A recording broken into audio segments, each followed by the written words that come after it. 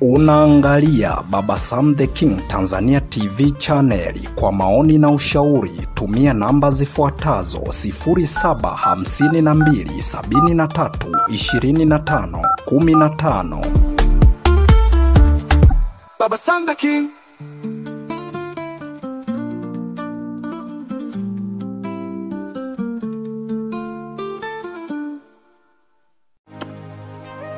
Ahlan wa sahlan wa marhaban bikum, mpenzi msikilizaji wa simulizi za sauti.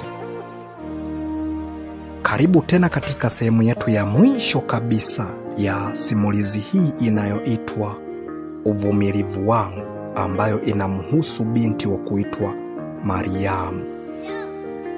Hii ikiwa ni sehemu kabisa ya mwisho, sehemu ya 6 ya mwisho ya simulizi hii. Sehemu iliyopita, sehemu ya 5 tulipoishia, tumemuona Mariamu ametengeneza trick ambayo iliyoweza kumfanikishia mpaka Mikidadi akaweza kupunguziwa mahari kutokana na maisha magumu ambayo anaishi. Na tumemuona Mariamu hakuweza kabisa kumtenga Bwana Mikidadi. Aliendelea kumpenda na akaendelea kuweka msisitizo wake pale katika ile trick, na hatimaye ikakubalika. Lakini mwisho wa siku tumekuja kuona hapo mwishoni mwa episode ya 5, tumeona baba yake na Mariamu ameugua kweli kweli. Wajomba, mashangazi, mabinamu nini, yani ndugu wengi wamekuja na kuanza kuuza mali zeti nini, wanajaribu kumtibu.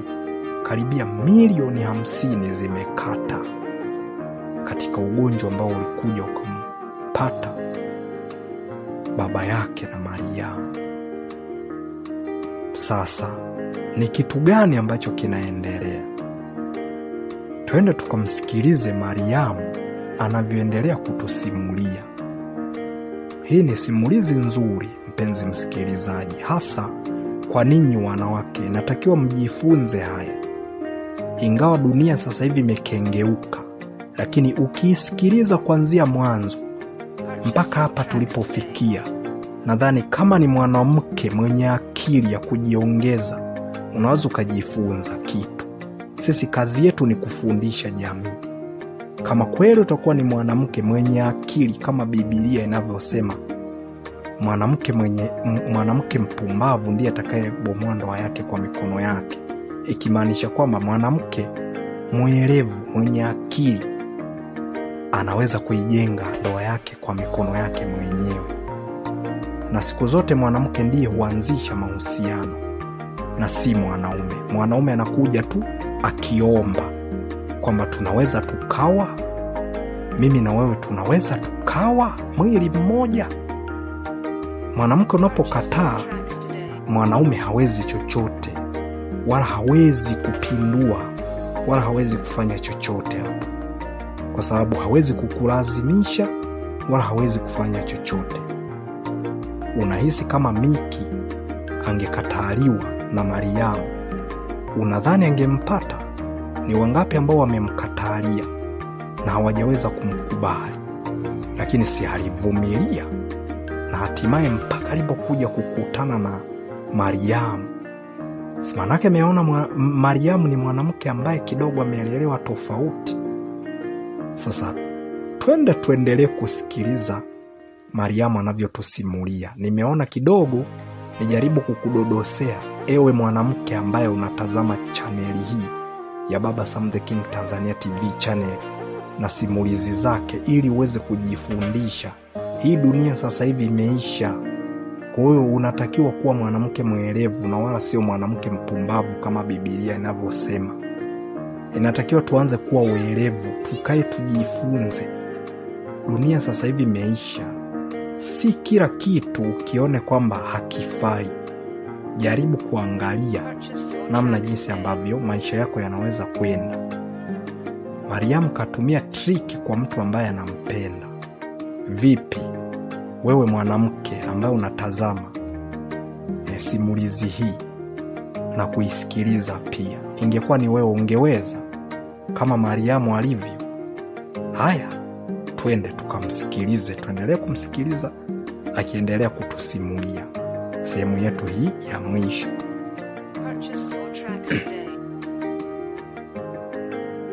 Mariamu anasema, baada ya kurudi moja kwa moja nikawa nimefika Biturana Kibondo tayari. Manake hapo hata kule nyumbani ambapo nimetoka hatuwezi tena kusaidiwa kwa sababu wameshauza kila kitu. Hapo ndipo ambapo nilipokaa chini nikaanza kutafakari, kumbe mama lile jambo ambalo amelizungumza kwamba kama endapo huyu kijana tungemkataa, vipi? Mwisho wa siku situngesema kwamba yeye ndo aliyotengeneza haya yote. Kumbe kuna wakati mambo fulani yanaweza kukupata kutokana na hali ambavyo we mwenyewe umeyaweka. Ukae ukijua, ukiambiwa kwamba cheka kilema, wewe sema hata kwetu kipo. Lakini ukikicheka kweli, leo ni kwa hicho kilema ambacho umekiona na kukicheka, lakini kesho kilema atakuwa wewe. Usimdharau mtu usiyemjua. Huwezi ukajua amepitia maisha mangapi. Mwisho wa siku tungeanza kumuhisi vibaya huyu kijana, kumbe hata sio yeye ambaye ameyafanya hayo yote. Baada ya kukaa chini nikayatafakari yale maneno ya mama, nikaona kilichopo hapa ni kuendelea tu kumng'ang'ania na Miki, kama endapo kweli Mungu amepanga tufe, basi tutakufa. Maana wakati ninakuja kutoka Singida, wakati ninafika, sikuwa na pesa ya aina yeyote. Na Mikidadi naye kazi zake zilikuwa zimesimama kwa sababu vibarua havipatikani. Sasa basi, kwa nini hajapewa vibarua na mzee Gisam Tarari? Akaanza kumwambia awe anaenda anapalilia mihogo, alafu jioni anakuja anampatia kopo moja, yani kilo moja ya unga pamoja na robo ya dagaa. Kweli Miki kabidi aanze kufanya hicho kibarua. Akakifanya hicho kibarua, na mimi nikiwa pale, yani nikiwa natamani sasa ni heri angalau hata na mimi ningepata kibarua nikifanye hivyo hivyo na mtoto mdogo niliye naye. Lakini wapi, utapata wapi hicho kibarua? Bwana we, mwisho wa siku ile nyumba ya Gisam Tarari, yes, ana hesabu na ana mkataba. Ukienda kupanga kwake, maanake anaandika mkataba mpaka hela yako ulivyoilipa, mpaka na mwezi utakao hela yako itakapoishia na tarehe hiyo hiyo. Sasa basi, si akatokea mkaka mwingine anaitwa Joshua, asianze kunichumbia, kaanza kunitongoza, we Mariamu na kupenda, mara nakuwa nakuja mpaka naacha pesa, anasema mimi niko tayari, hata huyo mtoto mimi nitamlea, achana na huyu mbeba zege, atafanya nini huyu, ashaishiwa. Kwanza sasa hivi wajenzi sio wengi, kwa hiyo najua pesa zimekata, hapa nyinyi mtaishije? Wewe Mariamu, nikubali tu, nikubali Mariamu. Kwa kweli nilikaa nikajaribu kulitafakari hili jambo. Kweli nimwache Miki? Maisha yote panda shuka, tumepanda na tumeshuka mpaka hapo tulipofikia. Nimwache kwa sababu ya pesa? akaanza kuniambia angalau nipe burudani tu, angalau hata kwa siku moja, hata kama unaogopa kwamba siwezi kulia burudani humu ndani kwako, nikupeleke kwenye roji ambayo mimi naijua na nitakupa 50,000. Baada ya kukupa 50, ninajimuvuzisha kwako, unanipa starehe, burudani, lisali moja tu Mariam na wewe, hata sio muda mrefu kihivi. Nikikaa chini nikatafakari, kwa kweli maisha tulionayo ni magumu sana. Kweli ni msaliti mume wangu Mikidadi, nianze kumpatia mwili Joshua ili tu niweze kuipata hiyo 50,000 kweli? Hapana. Nikaa chini mpaka nikaumiza kichwa, sikupata namna ambavyo mimi naweza nikafanya. Yaani nilikuwa naona kama mauzauza hivi, sielewi nifanye kitu gani akili yangu iweze kukaa sawa. Akili kanituma, wewe nenda kafanye, halafu Miki atakapokuuliza unasema jamani, nilikuwa natafuta maisha, hatimaye kuna kibarua ambacho nimekipata ambacho ni kizuri zaidi kuliko watu wanavyofikiria, na ndio maana kinaniingizia pesa ya namna hii. Lakini nikakaa chini nikaanza kutafakari. Cha kwanza nikaanza kumuuliza huyu Joshua, utakuwa tayari kwenda kupima? Namwambia kama atakuwa tayari kwenda kupima virusi vya ukimwi. Lakini nikakaa chini nikatafakari, hapa inatakiwa nishike vizuri sana kalenda yangu, kwa sababu bila hivyo maskini ya Mungu naweza nikambebeshea tena, nikabeba ujauzito mwingine wa mtoto mwingine ambaye sio wa Miki, maskini ya Mungu. Hivi hapa nitakuwa nimefanya kitu gani? Nilivyomwambia kuhusiana na kwenda kupima ukimwi, akasema hivi, wewe binti unajielewa? Una akili wewe? Yaani mimi kila burudani ya lisali moja tuanze kwanza kwenda kupima? Wewe nahisi hauna akili. Mimi niko tayari, hata kama ni kwa kinga, mimi nitakuwa tayari. Twende tukafanya hata kwa kinga, uniburudishe, nipate penzi lako shata, mambo yakae sawa, pesa sizipo. Nikaona kabisa, yani kama moyo wangu unaanza kunivutia kabisa ili niweze kwenda huko. Lakini nikaona ngoja niwe mwanamke wa tofauti kabisa. Pesa bwana, hata Yuda ilimuua. Kwa siwezi kuwa na uhitaji sana wa pesa kiasi hicho mpaka nimsaliti mume wangu. Nilichokifanya mimi nikawa tunamkubalia, ndio. Haya basi tunaenda au hapana? Ngoja kwanza. Leo nipo kwenye siku ambayo sio nzuri sana, naweza kubeba mimba. Tufanye kesho. Kumbe wakati nafanya kwamba tufanye kesho, hapo ninakuwa nina mawazo mazito, nakaa nawaza hivi, kweli nifanye hiki kitendo? Nikitaka kukifanya tu, yani akili yangu inayumba na kusema, yani hapo nitakuwa nimefanya jambo moja chafu sana na ni baya kweli kweli. Ni kweli wanawake tunapenda pesa, wala sio uongo, lakini sio kwa kupenda pesa kiasi hicho.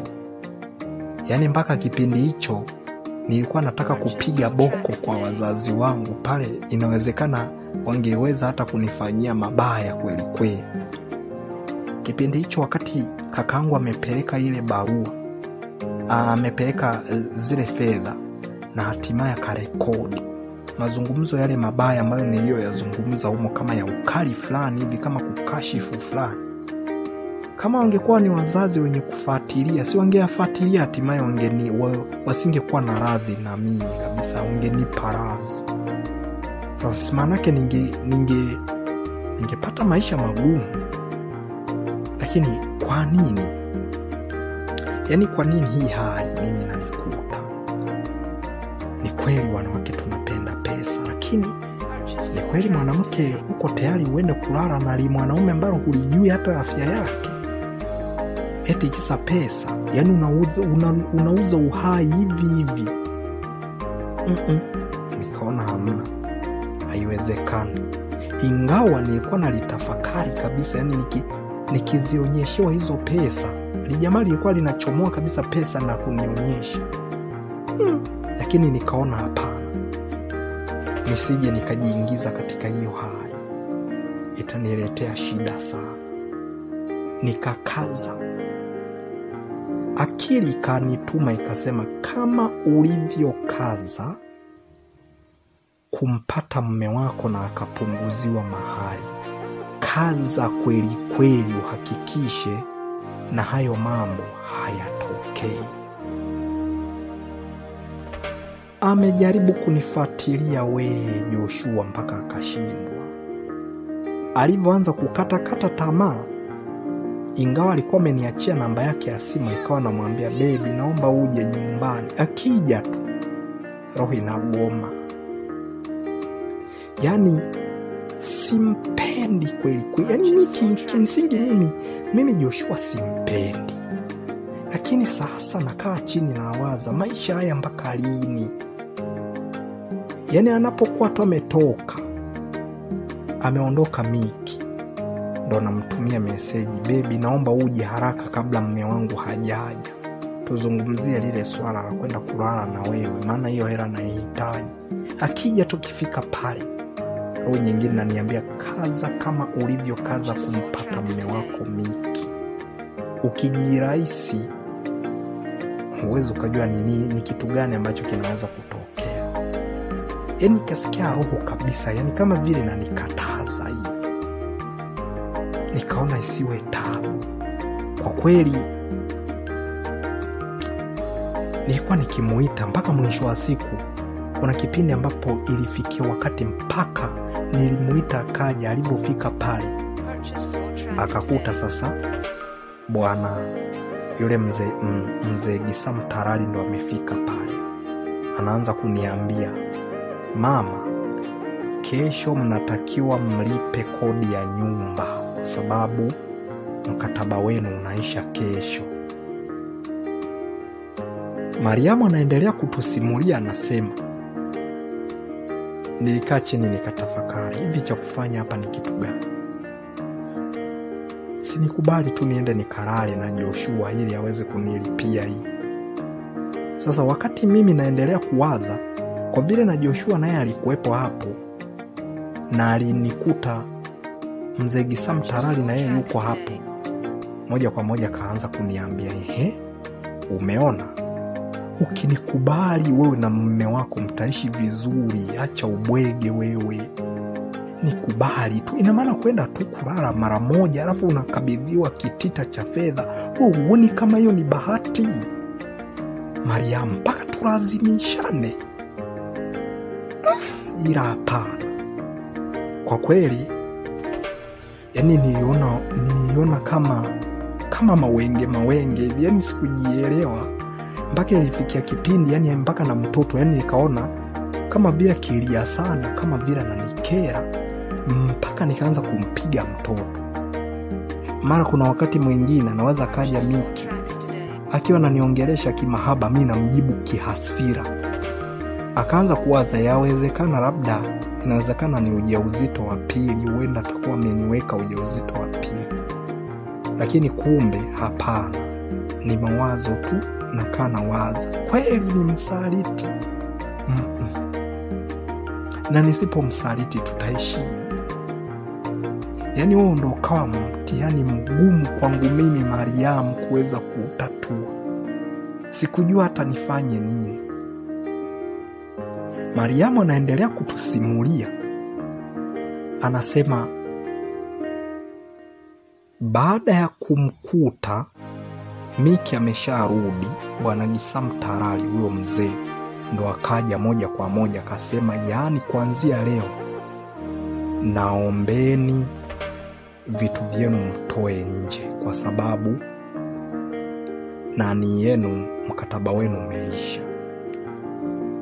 Nikamwambia hapana, mkataba unaisha kesho. Akasema sawa, ila tu mimi ninawapa uoni, na pia sijaona mje kulipa mapema, ndio maana nimesema hivyo. Kwa hiyo ninawapa notice, mkae chini mtafakari, mnataka kuishi hapa au hamtaki. Kilichofanyika, nikamwambia mume wangu, naomba nisamehe kwa yale yote ambayo nakwambia ya kuleta jeuri. Sio mimi. Wewe mwenyewe unajua maisha tunayoishi ni magumu mno. Wewe mwenyewe unajua tunaishi maisha gani. Na mtoto wetu huyu kwa kweli tunamtesa. Tazama mpaka ameanza kuwa mwembamba kiasi hiki. Na kweli katoto kangu ka Matilda kalikuwa kameshaanza kuwa kembamba kutokana na kwamba hatuna namna yoyote ya kuweza kuishi vizuri. Sasa hapo nikaanza kumuomba msamaha. Mwisho wa siku nikashtukia na machozi yanaanza kunidondoka, nikianza kukumbuka ile swala la kumsaliti mume wangu Miki ambaye nimempatia tabu mpaka kumpata huyo mtoto. Manake nimempata mtoto, manake imenifanya mimi niache kabisa masuala ya biashara, ndo yakawa yamefia hapo. Manake nimekubali kupata mtoto, hatimaye biashara ikafa. Sasa nitakapomwacha huyu mwanaume ambaye amenipatia mtoto, nini nitakachokuwa nakifanya?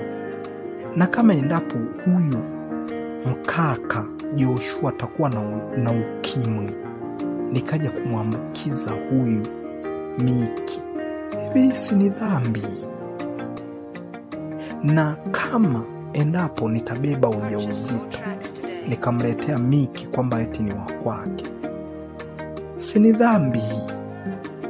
Yaani nilikaa chini nikatafakari mambo mengi, nikaona kama vile hayaendi. Kesho yake ambapo ndo siku ya mwisho kabisa sasa, na yule mzee Gisa Mtarali akisema anakuja na kuja kweli, kwa sababu yani yeye kule anakaa na atazama tu mikataba ya wale waliopanga kwenye nyumba zake. Sasa imefika siku yenyewe ya kimbembe.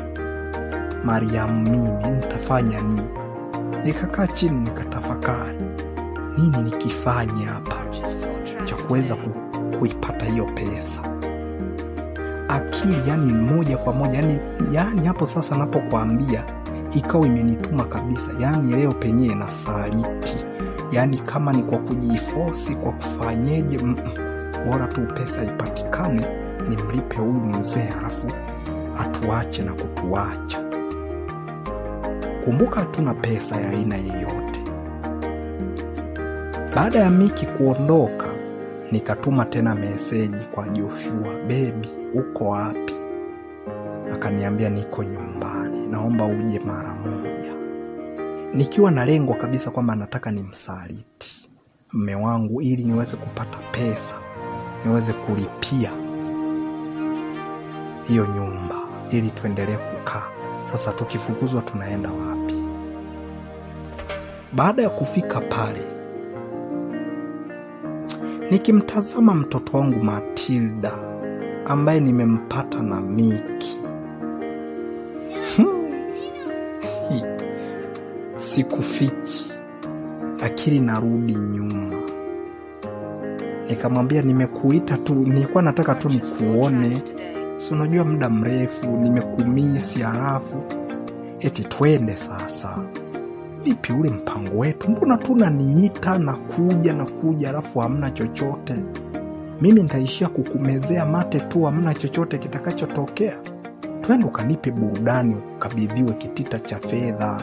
Mnafukuzwa leo, acha ujinga. Nikikaa nikaangalia, maisha kweli tunayo magumu, na hii ndo siku ya mwisho ambayo ni ngumu sana kwangu.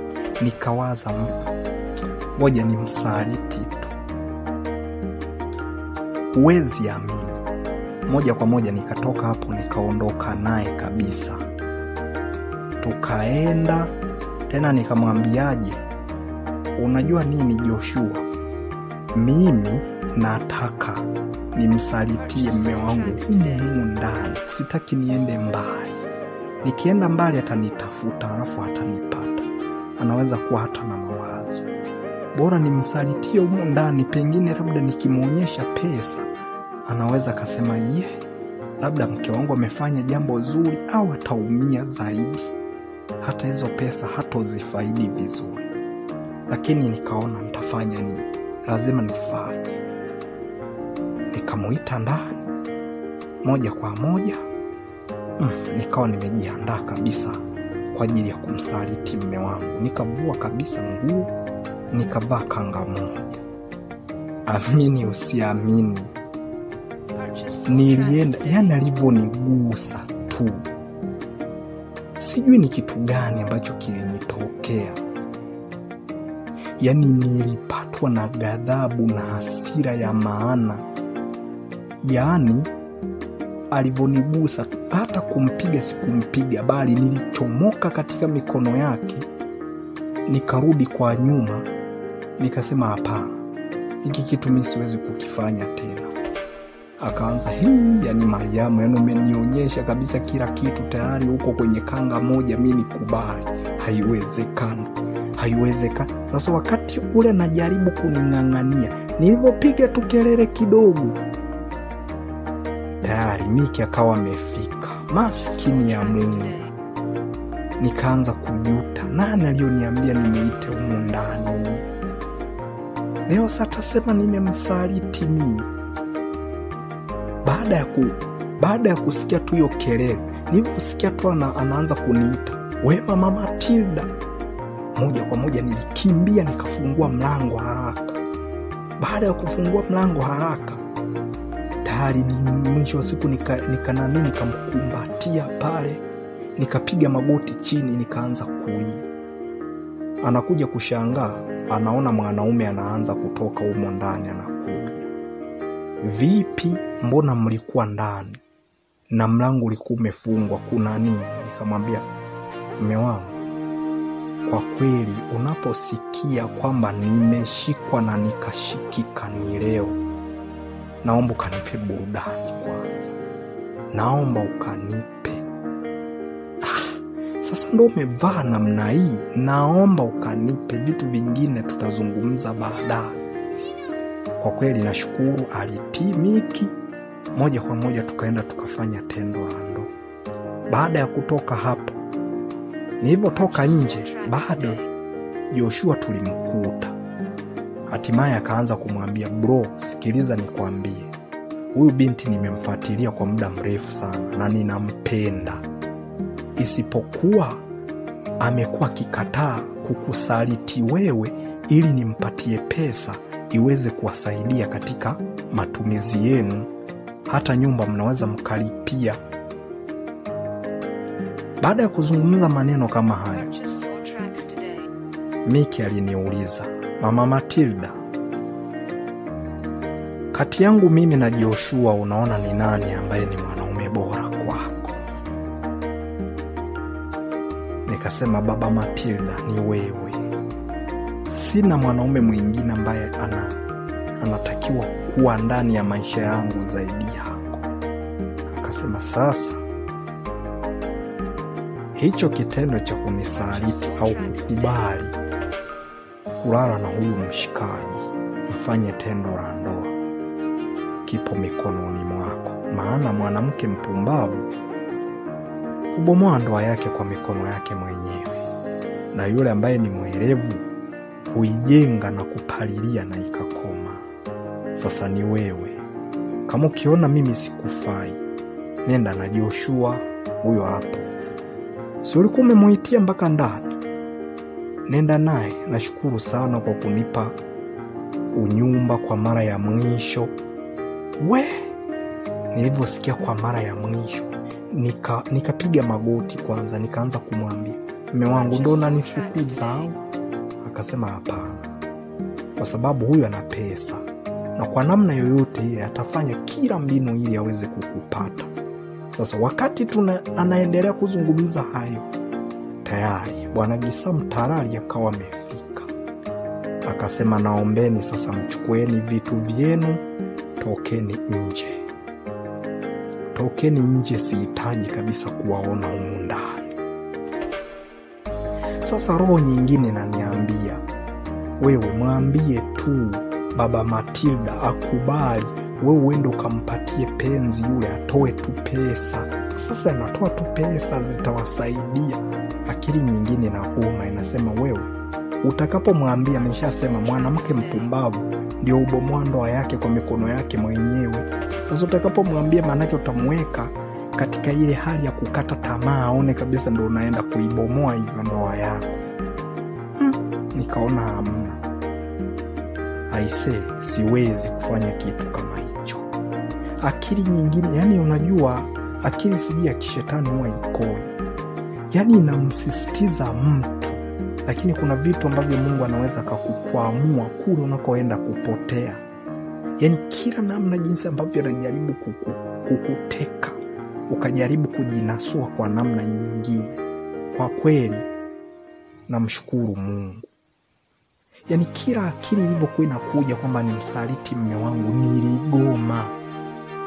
Kwa sababu yani niliona kabisa yani ingawa hiyo ya mwisho sasa yani ndo nilikuwa nimekubali kabisa, mpaka nimeshaenda kabisa, yani mpaka naanza kabisa kujisikia msisimko kabisa wa kufanya tendo la ndoa. Lakini sasa alivyonigusa, siji niliona ni kama kitu gani, siji nilijihisi, yani hata mimi mwenyewe sijielewi. Nikashtukia tu nimemsukumia huko, nikaanza na kupiga kelele. Sikuelewa ni uoga wa kutaka kumsaliti mume wangu au ilikuwa ni kitu gani, sikuelewa. Yani kuanzia hapo sikujua nini ambacho kinajiri. Sasa nilichokifanya ndo kama hicho. Sasa hapo tena akili inanituma nimwambie, kwa sababu Gisamu Tarali amefika na anahitaji pesa yake, na anasema kama hatuwezi kulipa basi mkataba umeisha, tutoke waingie wengine. Nilichokifanya, nilisimama nikampatia mtoto Miki, nikasema, mume wangu Mikidadi, naomba uende ndani kalinde hivyo vitu. Akasema, na huyu Joshua? Nikasema, Joshua, naomba utupishe, tuna maneno ya kifamilia, tuna mambo ya kifamilia tunataka kuzungumza. Alinitii kwa sababu sana nitaka, na mimi ndo hivyo tena siwezi hicho kitu. Kwa hiyo alinitii ili aweze kunisikiliza nini ambacho kinataka kutokea. Akaenda pembeni. Mimi moja kwa moja nikamwambia Bwana Gisamu Tarali, nikamwambia, leo hii unataka kutufukuza katika nyumba yako, kwamba sisi tumeshindwa kabisa kulipa kodi katika nyumba yako. Tunakuomba utuvumilie, yawezekana mwezi ujao tukakulipa, ila hii naomba iwe hela ya mkopo. Akasema, binti Mariamu, huwa mimi sikopeshagi nyumba hata siku hii, na ndiyo maana huwa ni lazima niandike mkataba. Kwa hiyo ninaishi na wapangaji kwa mkataba na si vinginevyo. Sasa nikakaa chini kawaza, ina maana huyu mwanaume yeye nani? Hata mkataba nani mkopo hatoi. Yeye ni nani? Nikaona kwa hali kama hii basi wacha tu nimkubalie, kwa sababu ni nyumba yake. Ila nikamwambia, kumbuka huyu mwanaume nimekuja kuishi naye, nimemkuta akiwa hana maisha kabisa, na mpaka sasa ndo maana tumekwama, kwa sababu hata kule nyumbani kwetu sisi tulikuwa na uwezo, lakini mwisho wa siku mpaka leo hii uwezo nyumbani umeisha baada ya baba kuugua, na mpaka sasa baba ni mgonjwa. Yani mali zimepukutika kwa sababu ya kuziuza kwenda kumtibisha. milioni 50 imeisha, hajawahi kupona.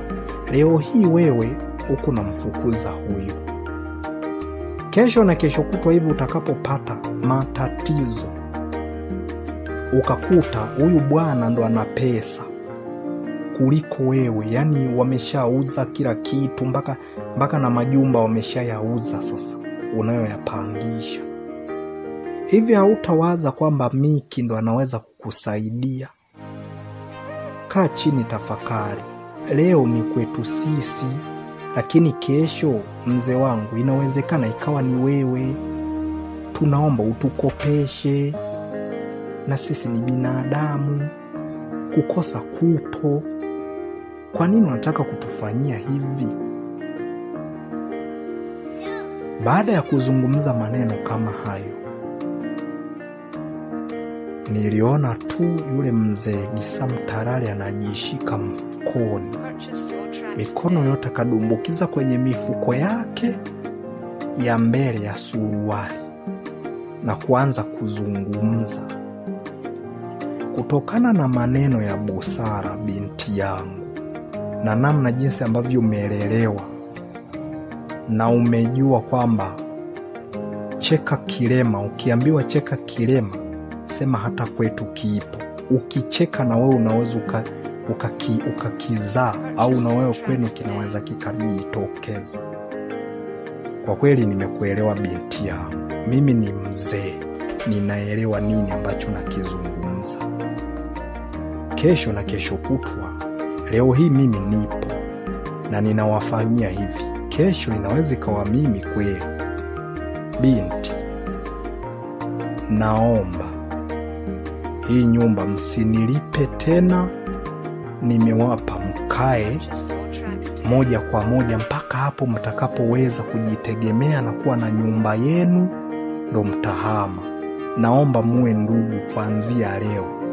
Wewe uwe kama mjukuu wangu, na huyo kijana ambaye nilikuwa nimempangisha awe mjukuu wangu pia. Kwa hiyo niiteni babu yenu. Nimewapa nyumba na mtaishi milele daima, hata kama mkitaka. Kama hamtapata sehemu pa kuishi, ila kama mtapata, basi mtaweza kunipisha na hatimaye nitaweka wapangaji wengine. Kutokana na maneno yako ya busara, Mariamu, yamenifanya mimi ni waache, kwa sababu ni kweli binadamu tunapita. Leo ni kwenu yanawakuta haya, lakini kesho inaweza ikawa kwangu mimi, kwa sababu ni mzee. Wapi ambapo nitakapoegemea? Na kweli nyinyi mnaweza mkawa na mali kuliko mimi, na hatimaye hizo mali nikija kuwaomba baada ya kuuza majumba yangu yote haya, na kweli msinipe fadhila, kwa sababu mimi sikuwa fadhili.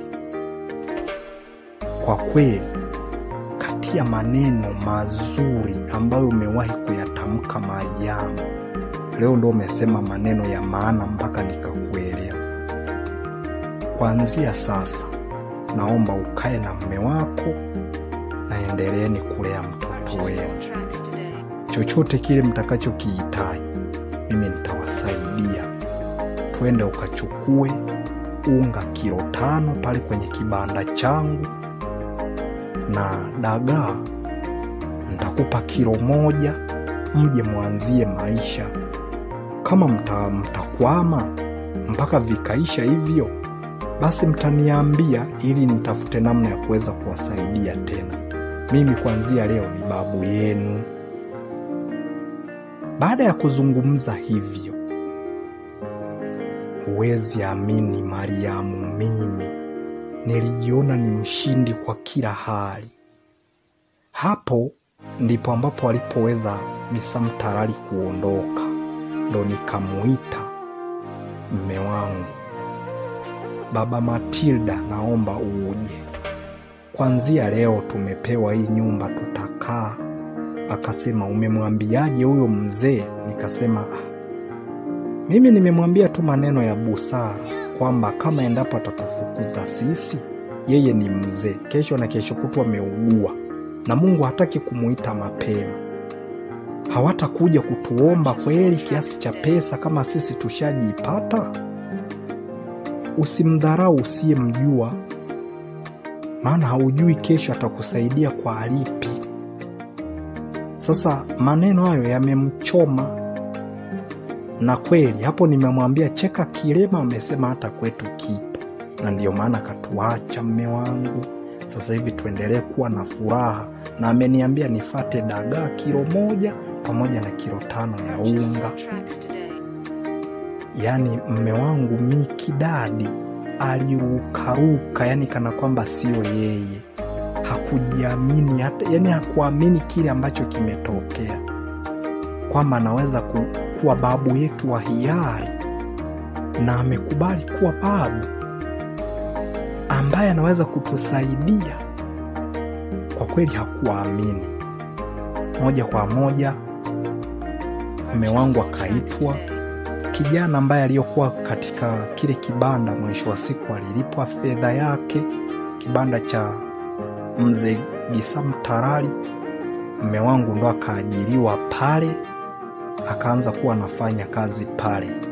Mwisho wa siku akaja huyo babu Gisamu Tarari akaninunulia cherehani, na mimi nikaanza kushona pale karibu na kibanda chake, lakini kwenye frame nyingine. Kwa hiyo huku ambapo tulipopanga tukawa tunaacha tumefunga. Joshua alinifuatilia, mwisho wa siku nikamwambia, nimeshashinda mtihani, kwa jina la Yesu kafie mbali, ewe shetani uliokuwa unataka kuniteka. Alibaki anajihoji, yani mimi ndo nimegeuka shetani? Nikamwambia ndio. We badala ufanye kwamba utusaidie, unaanza kutaka kunisaidia kwa kupata mwili wangu. We mwenyewe hapo ukiupata huo mwili, wewe utakufaidisha ni zaidi ni starehe ya mara moja, kuisha habari. Leo hii umenitumia mimi, sina hili wala lile. Kesho wewe utakapopatwa na shida, na mimi nije nikwambie kwamba kuna binti nataka umtumie hapa, ndo nikupe pesa, unaweza ukafurahi. Nenda, kwa sababu ungekuwa ni mtu mzuri, ungetusaidia kwanza wewe kabla ya kwangu mimi. Maneno ambayo niliyoyatoa kwa babu ya busara, hatimaye akatusaidia na akakubali kuwa babu yetu wa hiari. Nenda kabisa. Moja kwa moja niliblock na namba yake, na hatimaye tukawa tumeishia hivyo. Maisha yangu yakaendelea, na hatimaye nikabeba ujauzito mwingine, nikapata mtoto mwingine wa kiume ambaye tulimuita Samson. Maisha yetu yanasonga, yako vizuri kabisa, tunamshukuru Mungu. Hii simulizi yangu inawafundisha kitu gani? Mariamu anaendelea kutusimulia, anasema simulizi yangu hii iwafunze wadada wote walioko katika dunia hii kwamba hata kama utakubali kulala na mwanaume, litakutumia eti kisa pesa tu, lakini ujue utakuwa umeuza uhai. Hiyo ni raha ambayo unatakiwa kumpatia mume wako, na wala si vinginevyo. Sasa unapokuwa una mume, mna maisha magumu, naamua kumsaliti, manake wewe ulikubali kuolewa kwa bahati mbaya. Kwa sababu kama endapo ingekuwa uliolewa kwa kupenda, ndo chanzo cha kuishi naye katika shida na raha. Ndio maana tumeambiwa, ndio maana hata mkienda mkifunga ndoa mnaambiwa, mimi fulani bini fulani nitaishi na huyu katika shida na raha. Ndo shida hizo sasa zimeshamkumba Mikidadi. Vipi kama ningeamua kumsaliti? Hapo ningekuwa ni mtu ambaye anapenda shida, au ningekuwa nataka kuishi katika raha peke yake? Wanawake amkeni, mabinti amkeni. Unapompenda mtu mpende kweli. Sio shida ndo zimetokea ndo naamua kumsaliti, sio kweli. Huo sio upendo. Inatakiwa mjifunze. Na mpenzi msikilizaji wa simulizi za sauti, sehemu yetu ya 6 imekuwa ni ndefu na imeishia hapa. Kama ni mtu mwenye kujifunza hayo aliyoyapitia Mariamu, basi utajifunza. Lakini kama wewe ni mwenye kuyasikia na kuyaacha hapo, endelea na mambo yako, kwa sababu ndani ya dunia kuna watu wa shetani ambao wamemfuata shetani, ibilisi kabisa, na wale waliomfuata Mungu. Mwenye sikio asikie. Mwenye macho haambiwi tazama, na mwenye sikio asikie hiki kitu ambacho kinachozungumzwa, na mwenye akili ayatia akilini yatamsaidia baadaye. Hii ilikuwa ni simulizi ya Mariamu. Uvumilivu wake ndio uliomfanya ukawa na busara kwa mzee Isa Mtarali, mpaka na yeye akajisikia mwenye uchungu kweli kweli, kama endapo ataleta matata na kuanza kuwafukuza hawa. Je, kesho na yeye mali zake zikipukutika kama baba yake na Mariamu itakuwaje? Akaona si vyema, kutokana na maneno ya busara yaliyozungumzwa na Mariamu, akaona hana budi kuwa babu yao wa hiari, kwa vile yeye bado ana uwezo. Akaona awasaidie. Msaidie unayemuona, mpende aliyokuja kukuomba msaada. Haujui kesho atakusaidia kwa kipi. Wanawake, kuweni wanawake ambao ni wenye akili. Muwe wanawake ambao ni werevu, ambao mnapalilia ndoa zenu na zinastawi. Hata kama mnapitia kwenye maisha magumu vipi, mvumilie mume wako kutokana na maisha hayo. Usikimbilie kumsaliti, usikimbilie kuachana. Kwani hata kama utamwacha, kesho na kesho kutwa na wewe sehemu ulipoenda, basi na wewe atakukuta vile vile. Kwa hiyo haya maisha tunapita. Leo kwake, kesho inaweza kuwa kwako. Jifunzeni juu ya huu mkasa wa Mariamu. Mimi ni Hasdi 02 Baba Sam the King, ni kuage niseme kwa heri mpaka hapo kwenye simulizi nyingine za tofauti na hii ya uvumilivu wangu. Uvumilivu wangu imeishia hapa. Huo ndio uvumilivu wa Mariamu, na ndio ulioleta busara kwa mzee Isa Mtarali mpaka amekuwa babu yao wa hiari. Jifunze mwanajamii, usisikilize na kuyaacha hapo hapo. Dunia imeisha. Itakuwa balaa kama endapo utawaona watu wamekuja kukuomba msaada ukawachunia na kuwaona ni watu wasiofaa. Asante sana, imekuwa ndefu yenye mafunzo. Naamini utajifunza kama kweli wewe una akili iliyotimia na ni mwerevu pia. Naamini utajifunza. Nikuage niseme kwa heri kwa sasa mpaka simulizi nyingine zinazofuata. Alamsiki. Unaangalia Baba Sam the King Tanzania TV channel. Kwa maoni na ushauri tumia namba zifuatazo: 0752732515. Baba Sam the King.